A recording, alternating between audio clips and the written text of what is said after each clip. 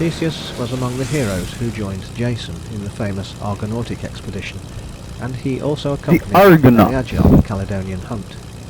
Thus it seems that he was well known throughout Greece for a brave and daring youth who was ready to follow his friends into any adventure, no matter how dangerous.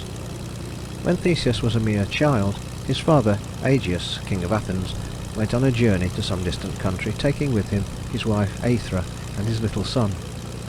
He returned alone to Athens, leaving Theseus and his mother in the stranger's land, but before he departed he hid his sword and sandals under a large rock, and bade Aethra to leave them there until she deemed her son strong enough to raise the stone. If Theseus proved equal to the test, he was to take the sword and sandals and go straightway to his father's court at Athens, where he would be acknowledged as the king's son and heir. Aethra carefully obeyed these instructions, and when the time came that guy just landed in the ocean and killed himself. To meet his father's test, he did. She led him to the rock and bade him raise it. With a mighty effort the youth lifted the huge stone, and to his surprise he found beneath it a pair of sandals and a fine sword, both so perfectly preserved that they might have been placed there only the day before. Then Aethra explained the presence of these gifts, and told her son how the king, his father, had placed them there beneath the rock so that he might know whether Theseus was to be a future hero or a weakling. While his mother was speaking, the youth eagerly girded on the bright sword and put the sandals on his feet, and he needed no urging when Aethra bade him set out at once for his father's kingdom. She warned him of the perils that beset the road to Athens, for giants and robbers would bar his way, and many other dangers lay in wait for the traveller. But Theseus was young and fearless, and he would have faced greater dangers than these to reach King Aegeus and the wonderful city of Athens. He had gone but a few miles on his journey when he was accosted by the giant Periphetes, son of Vulcan, who stood in the road with his huge club in his hand and refused to let Theseus pass. When the young hero pushed boldly forward, Periphetes raised his club to strike the youth to the ground, as he had done many another wayfarer. But as he lifted his arm for the blow, Theseus plunged his sword quickly into the giant's side, and Periphetes fell dead upon the very roadway where he had been for so long a terror to all travellers. Elated with this victory, Theseus took the stout club of his fallen enemy and continued his journey to the Isthmus of Corinth, where he found that the road soon grew very narrow and led along the edge of a rocky precipice. Here he encountered a famous robber named Scyron, who compelled all those who passed his way to wash his feet. When the terrified traveller, unable to refuse, was thus occupied, the robber would suddenly raise his foot and kick the man over the side of the cliff into the sea below, where a hungry tortoise lay waiting with ever open jaws. When Theseus was told the condition on which he would be allowed to pass, he drew his sword and set upon his enemy so fiercely that Scyron quickly withdrew his demand and offered to let the hero go on his way undisturbed. Then Theseus, as he held his sword point at the robber's throat, commanded Scyron to perform the same menial task that he had set so many others, and when the robber, not daring to refuse, was kneeling before him, Theseus hurled him over the precipice and gave one more meal to the hungry tortoise, who never again was able to feast on the bodies of luckless travellers. The next adventure that befell the hero was with a cruel giant named Sinis, or the Pine Bender, because he delighted in bending over some tall pine tree until its top reached the ground, and having done this he would call to some unsuspicious passer-by to help him hold it down. The stranger usually complied with this request, and then the giant would take his great hand from the tree, which would at once spring back to its upright position, hurling the unfortunate helper into the air, and often dashing him to pieces against the rock.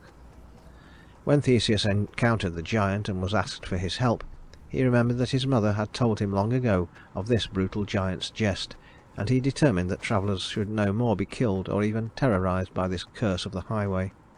So when Sinis bent down a particularly large and strong pine tree and begged Theseus to help him hold it, the hero deftly fastened the giant himself to the tree, which sprang upwards as soon as it was released and dashed the huge body against the mountainside, crushing it to pieces.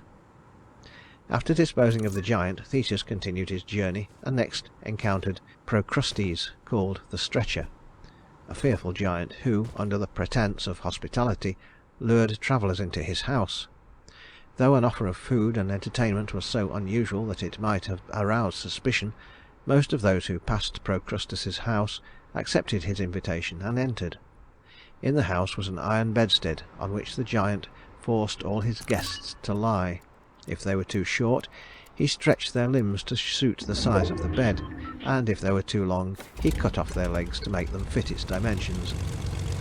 Theseus entered Procrustes' home and partook freely of the food set before him. Then he suddenly fell upon the giant, who was unprepared for such an attack, bound him to his own bedstead, and by making his huge body fit into it, inflicted on Procrustes the same cruel death that he had delighted to visit on others.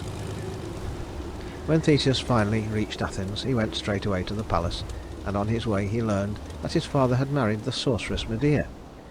When he arrived at the royal apartments and came before Aegeus, his cloak so completely hid his sword that the king could not possibly recognize it as the one he had left for his son. Nevertheless, he welcomed the stranger, who seemed a brave and handsome youth, and bade him take a place at the banquet table. But though the king did not know whom he was entertaining, Medea, the sorceress, was perfectly well aware of the stranger's identity, and mixed a deadly poison in the wine cup that was intended for the guest.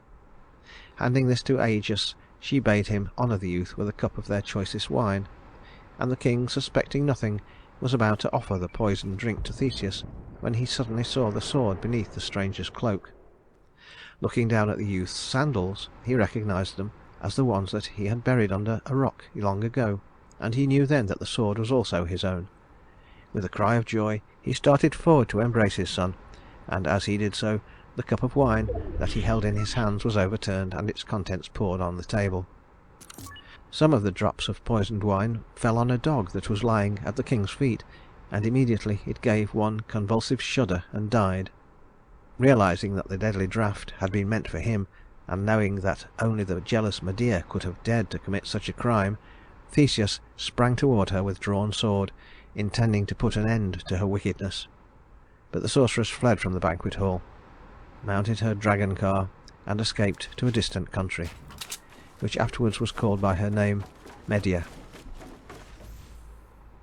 King Aegeus was delighted to find that his son had grown to be such a brave and handsome youth, and he listened with pride while Theseus related all the adventures that had befallen him on the way to Athens.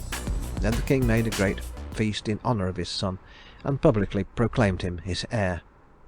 The time passed very happily to Theseus, until the day when he saw a sad procession of weeping people wending its way through the streets, and observed in the midst of them 7 youths and 7 maidens, dressed in funeral garments. He inquired where this solemn cortege was going, and was told that the casting of lots had just been concluded, and the victims had been chosen for the Minotaur. The victims have been chosen for the Minotaur, guys.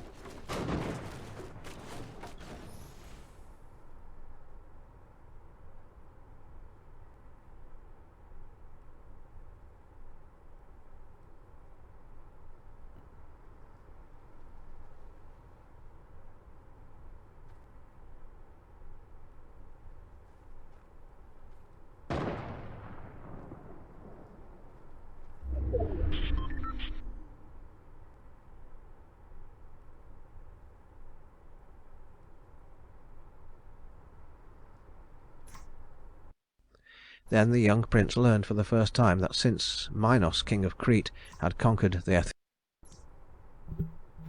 Minos, king of Crete. King of the Crete land. Crete Island. Alright. Well, it's just me and one guy. He's up on up there, isn't he? He's up on the mountain. On the mountain. What did he snipe at? Oh, it's gonna be... Alright. Storm's gonna move up on top of the mountain where he is, basically.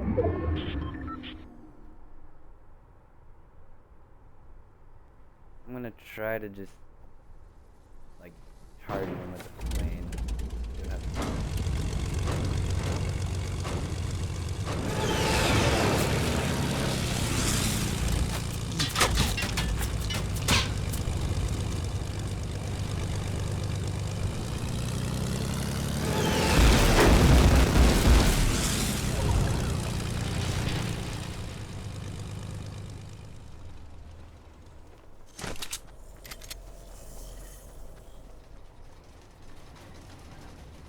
Where'd he go?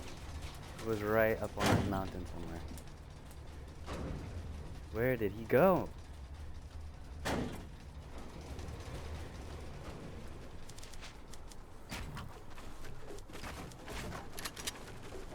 Where'd my plane go? Oh, there it is. Dude, where'd this guy go? Oh my god.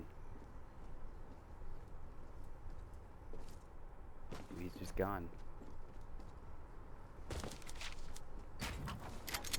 Was he amping this one by one? Oh, it's you.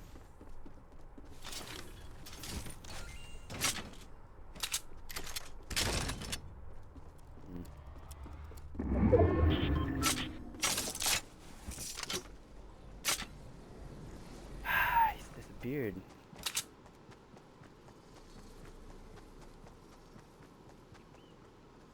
Oh, he's down there. Okay, there he is.